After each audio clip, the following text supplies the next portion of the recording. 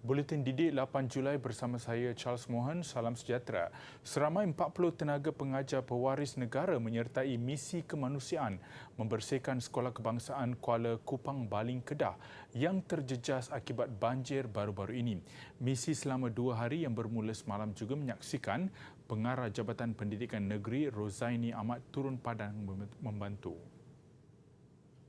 Kerja-kerja pembersihan turut disertai bersama timbalan pengarah, ketua-ketua unit serta sebahagian pegawai JPN Kedah. Seawal jam 8 pagi, taklimat telah diberi untuk membagikan guru-guru terlibat kepada beberapa kumpulan kecil bagi membersihkan kawasan sekolah yang terkesan teruk akibat banjir kilat yang melanda. Sebahagian kecil guru diberi tugas untuk menyediakan makanan kepada sukarelawan yang membantu, manakala sebahagian besar lagi ditugaskan untuk membersihkan kelas, kursi meja, membuang peralatan yang rosak. Dalam kejadian Isnin lepas, banjir dan fenomena kepala air di Baling Kedah mengakibatkan 3 nyawa terkorban dan lebih 1,400 penduduk dipindahkan ke 3 pusat pemindahan. Selain 15 rumah musnah dihanyutkan arus deras, bencana itu menjejaskan 12 kampung di sekitar daerah Baling. Yayasan Pelajaran Mara YPM telah menyediakan bantuan persekolahan berbentuk beg sekolah dan wang tunai kepada 30 murid sekolah rendah di sekitar Bacok, Kelantan.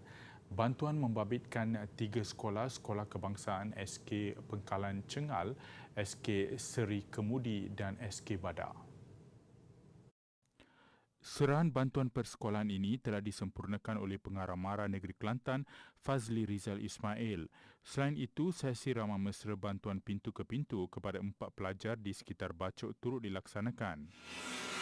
Sementara itu, program Bina Niaga dan Outreach Luar Bandar Mara Negeri Sabah telah dirasmikan oleh pengurusinya, Datuk Aziza Muhammad Dun. Pada majlis sama, 50 lagi pelajar di daerah Kota Bulet turut menerima bantuan pendidikan. Turut hadir ialah Pengarah Mara Sabah, Dr. Syarizin Abdul Sarhadat. Ke arah usaha membina jaringan bersama saintis terbaik di peringkat antarabangsa, 6 saintis muda diberi pengiktirafan mewakili negara pada mesyuarat Nobel Laureate ke-71 di Lindau, Jerman pada 26 Jun hingga 1 Julai yang lalu.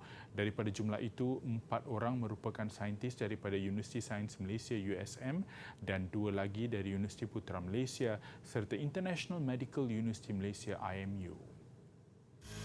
Mesyuarat itu merupakan satu platform terbaik kepada saintis muda yang juga peneraju sains, teknologi, kejuruteraan dan matematik negara untuk meluaskan pandangan serta idea sekaligus mengambil iktibar daripada pembentangan yang dilakukan saintis-saintis dari luar negara.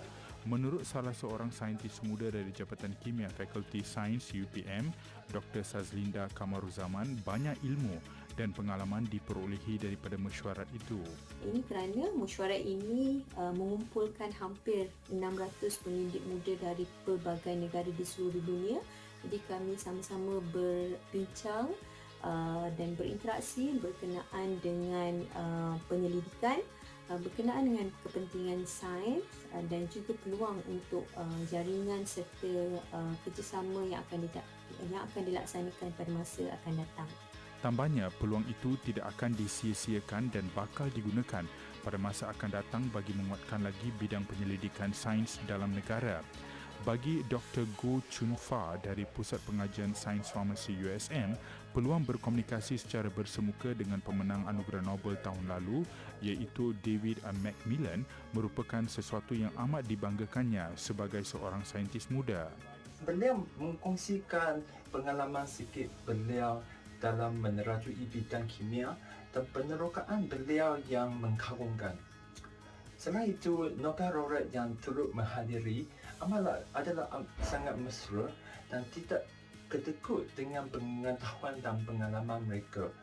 Mesej yang utama dapat mereka kongsikan dengan kami semua ialah motivasi untuk kami semua, terutamanya untuk menerokai dunia ini dengan imajinasi dan kreativiti. Jelasnya, sifat tidak putus asa adalah antara elemen penting bagi saintis terutama dalam usaha memperkenalkan inovasi baharu di persada dunia. Dalam pada itu, Dr. Goh turut menasihati pelajar atau generasi masa hadapan untuk menceburi bidang yang diminati supaya mereka lebih bermotivasi tinggi dalam melakukan sesuatu sama ada untuk diri sendiri maupun negara.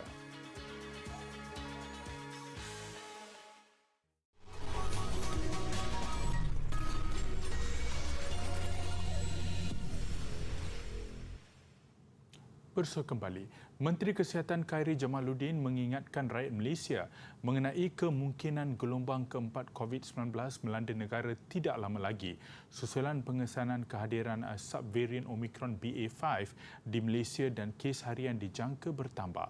Semalam sahaja, kes jangkitan baru melepasi angka 4,000. Jadi kemungkinan besar BA5 sudah merebak dengan luas di Malaysia. Kalau kita melihat dari segi epidemiologi di negara-negara lain, BA5 lah yang menjadi sublineage utama yang memberi kesan kepada peningkatan kes di peringkat global. Dan kita menjangkakan bahawa BA5 akan terus meningkatkan lagi jumlah kes harian di Malaysia. Ujar Khairy lagi, varian ini adalah versi COVID-19 yang paling mudah merebat dan menjangkiti berbanding varian Omicron sebelumnya iaitu BA1 dan BA2. Oleh yang demikian, KKM menyeru kepada individu yang belum menerima dos penggalak dan dos penggalak kedua untuk segera mendapatkannya, terutama bagi individu yang berisiko tinggi. Dalam pada itu, Khairy turut menjelaskan rawatan bagi COVID-19 menggunakan ubat Paxlovid telah mula digunakan bermula 15 April dan diperluaskan ke fasiliti kesihatan swasta pada 20 Jun lalu. 6 institut pengajian tinggi mendapat kelulusan Agensi Kelayakan Malaysia MQA untuk melaksanakan akreditasi pembelajaran pengalaman terdahulu dengan penganugerahan kelayakan akademik atau APELQ. Melalui inisiatif ini, graduan yang melalui projek rintis penilaian APELQ boleh dianugerahkan kelayakan akademik tanpa mengikuti keseluruhan program pengajian di IPT. Menteri Pengajian Tinggi Datuk Seri Noraini Ahmad berkata, APELQ adalah proses menilai ilmu yang diperoleh daripada pengalaman pembelajaran terdahulu seseorang untuk dianugerahkan kelayakan akademik. Kelayakan ini termasuk peringkat pengajian diploma, ijazah, sarjana dan kedoktoran. Graduan yang melalui projek rintis penilaian APELQ perlu melalui proses penilaian portfolio, lawatan lapangan dan pengesahan serta ujian cabaran. 6 universiti yang mendapat kelulusan MQA untuk melaksanakan APELQ ialah Universiti Kebangsaan Malaysia, Universiti Pendidikan Sultan Idris, Open University Malaysia, Asia E-University, Help University dan Segi University.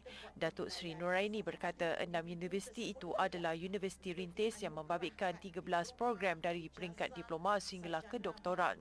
KPT juga berharap lebih banyak IPT tempatan menerima pelajar laluan APEL dengan menyediakan sistem sokongan bersesuaian sekaligus mampu menarik minat lebih ramai rakyat Malaysia kembali menyambung pengajian dan pelajar dari seluruh pelosok dunia dengan menjadikan Malaysia sebagai hub pendidikan global.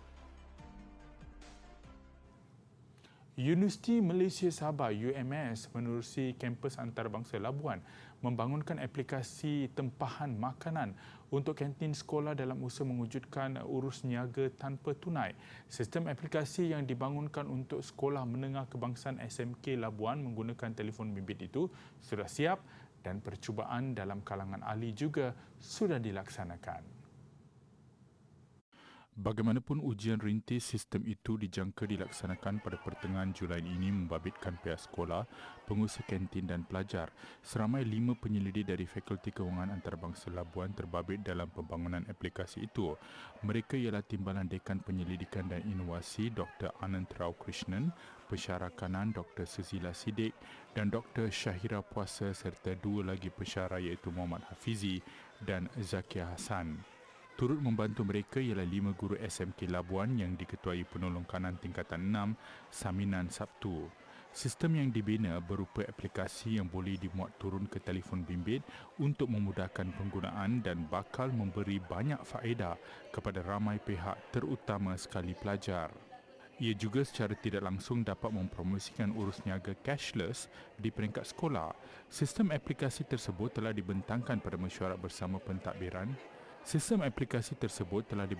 pada mesyuarat bersama pentadbir SMK Labuan yang dipengerusikan pengetuanya Muhammad Nizam Yasim pada 30 Jun lalu. Muhammad Nizam menyambut baik kerjasama dengan UMS dan menyatakan sokongan sepenuhnya daripada pihak sekolah bagi pelaksanaan sistem aplikasi berkenaan. Latihan penggunaan aplikasi itu membabitkan pihak sekolah, pengusaha kantin dan pelajar dijadual dilaksanakan dalam masa terdekat.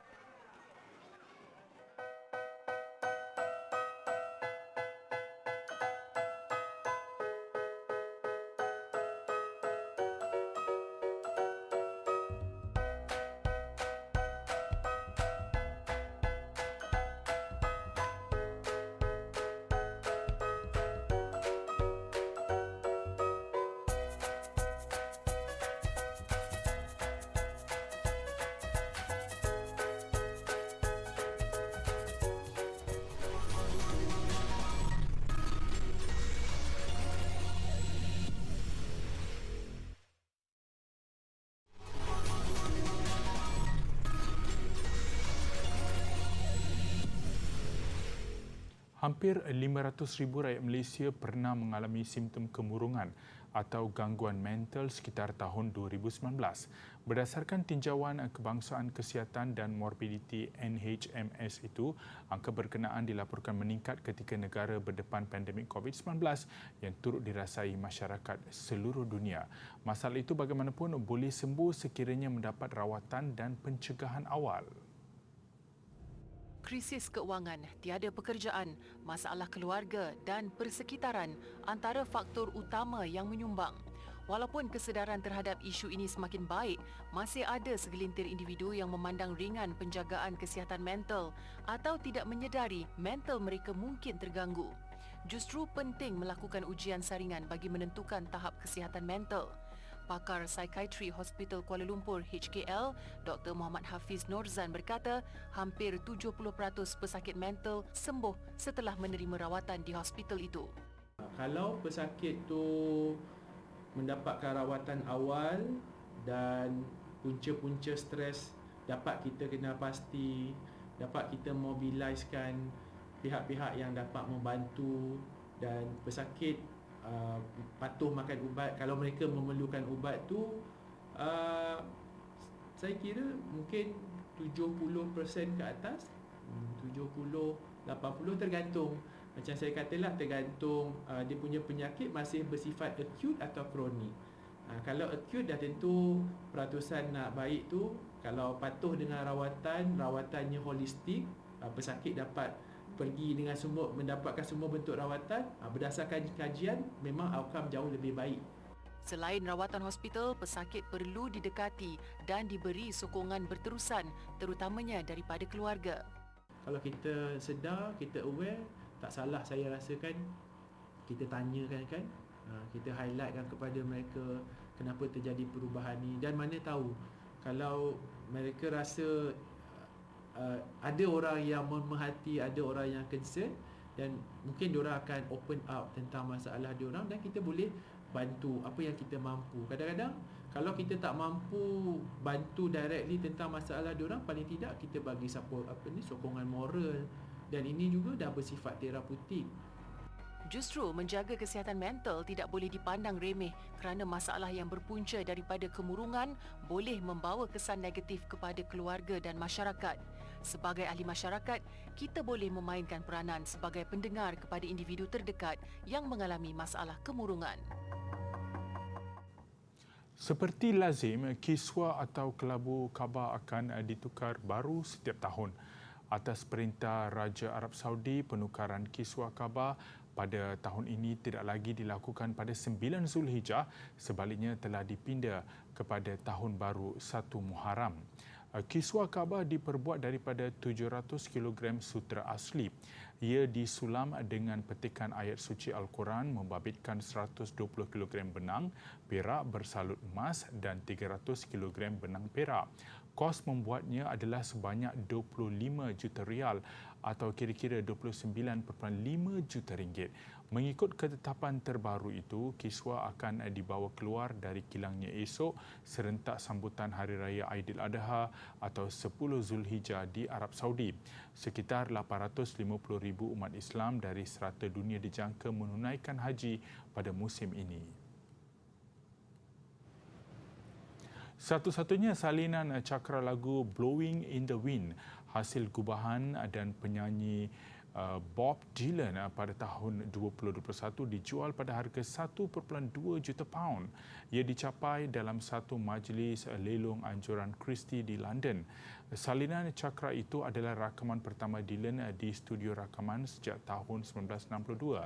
Cakra disimpan dalam satu kabinet kayu dan turut disertakan dengan tanda tangan antaranya oleh pemenang anugerah Grammy dan hadiah Nobel Joseph Henry T. Bernard III. Dylan kini 81 tahun dilaporkan mengubah lagu itu dalam masa hanya 10 minit di kafe Greenwich Village di New York City, Amerika Syarikat pada tahun 1962. Sebelum ini, cakra itu diunjurkan pada nilai antara 600,000 hingga 1 juta pound. Adik-adik, hari ini kita berada di Muzium Negara dan sekarang ni kita berada di Galeri A, galeri yang memaparkan sejarah awal masyarakat di Malaysia. Jadi banyak koleksi yang dipamerkan di galeri ini dan antara koleksi yang kita nak tunjukkan pada hari ini ialah di sebelah kita ni adik-adik boleh lihat loceng Donson. Loceng Donson ini merupakan artifak yang telah diwartakan di bawah objek warisan kebangsaan pada tahun 2009 di bawah Akta Warisan Kebangsaan 2005. Loceng gangsa ini ditemui di Kampung Pencu Muar dan kalau adik nak tahu koleksi loceng Donson ini memaparkan simbol kuasa atau status sosial kepada seseorang pemilik ataupun komuniti dan masyarakat setempat lah. Dan koleksi ini dikatakan dihasilkan sekitar 150 tahun Masihi dan loceng Donson ini juga dikatakan sama dengan loceng yang ditemui di Batabang, Kampuchea.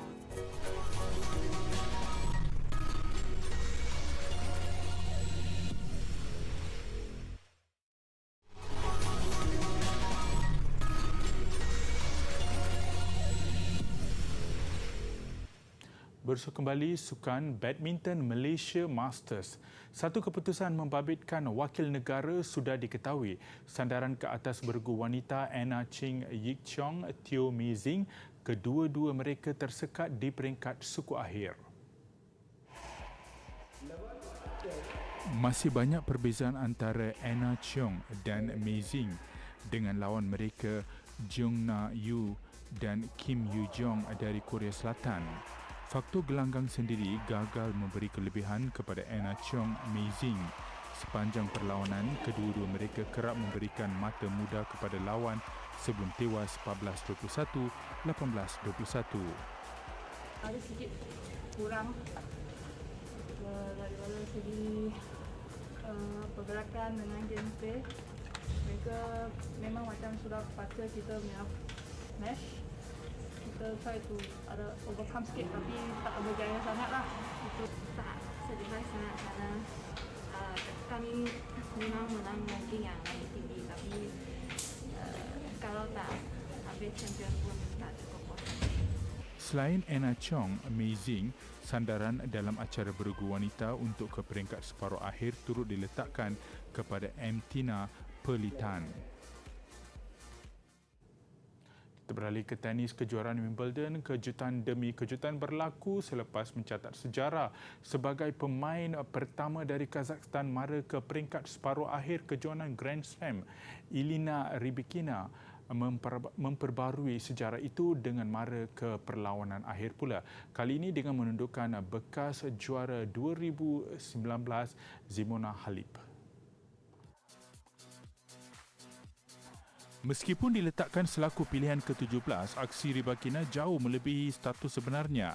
Rybakina mudah mendominasi permainan sambil diselangi beberapa pukulan tepat. Keadaan semakin mudah buat Rybakina apabila lawannya, Halep, kerap melakukan kesilapan. Keadaan itu semakin ketara pada awal set kedua. Sebaliknya, renta Rybakina terus meyakinkan sebaik dia mula melebarkan penguasaan. Berikutnya juga hasil satu pukulan balas tepat, Rybakina menang 6-3, 6-3 dan mara ke perlawanan akhir. Dalam satu lagi perlawanan peringkat separuh akhir, satu lagi kejutan berlaku. Pemain Tunisia, Ons Jabeur menjadi wanita pertama dari Afrika dan Arab mara ke permainan akhir Wimbledon. Laluan di tempoh Jabeur tidak semudah disangka. Berdepan pemain Jerman Tatiana Maria, kedudukan terikat satu sama menyebabkan permainan diheret ke set penentuan. Saat ini baru tampak penguasaan penuh oleh Jabeur. Jabeur mara ke perlawanan akhir menang 6-2, 3-6, 6-1.